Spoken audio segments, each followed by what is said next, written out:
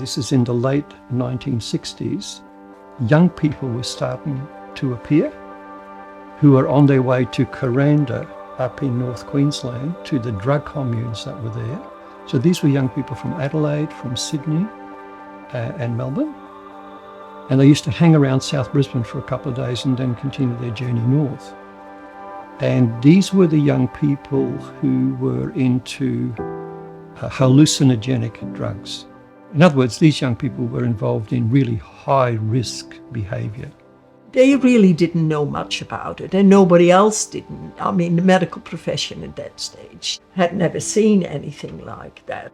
A lot of them were university students, but a lot of them were young people who came from well-to-do homes, and they were part of what we call the counterculture movement.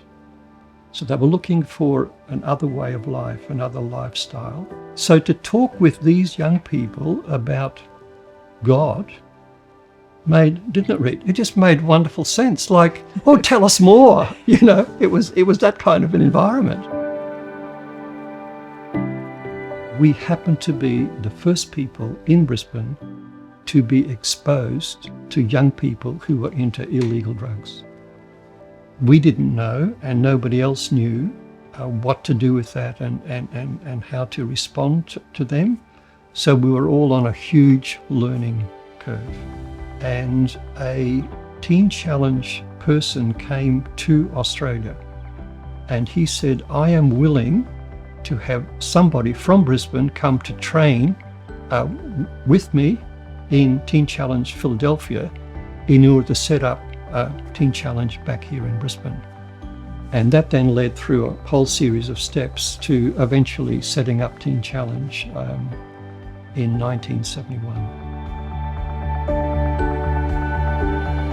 The way that Teen Challenge then developed here in Brisbane was slightly different to the dominant model in America, which was more very strong in terms of a structured rehab program.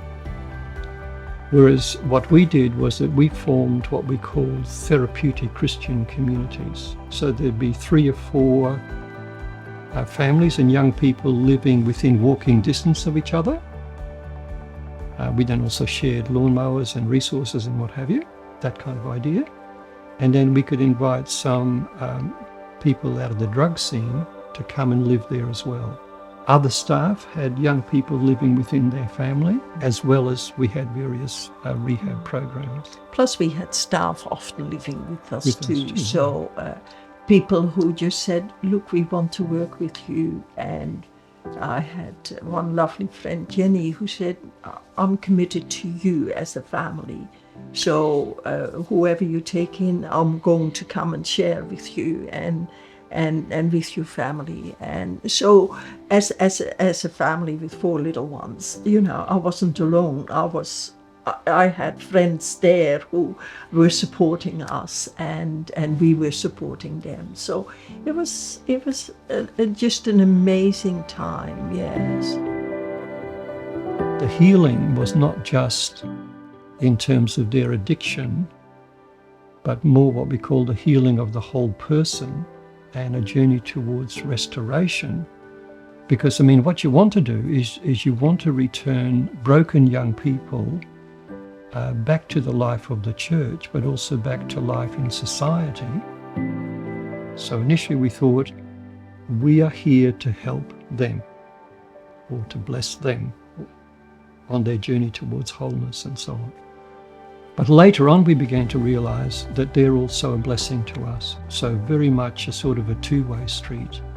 So any person, no matter how broken, is a person made in the image of God, is a person who has his or her gifts and abilities and can also then contribute to the well-being of others.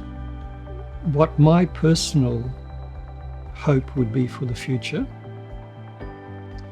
is that the ministry of continuing to seek to be there for broken people is a beautiful ministry.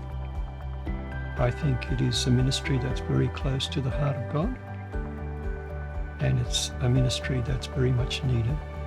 Yeah. Because you have no idea where it of is. what God can do with something small in order to make that grow and make that significant. You don't know what the future holds, and you don't know where God is taking. And to us, our story is a bit of an adventure. I think I've had a great adventure in my life. The different things we've done, and the things we have learned from others, and working with others together. And we could have never dreamt that Teen Challenge is still here today. And people have a vision, and people are working hard. Yes, that's how we feel. Yes, so. Right? Yes, ma'am.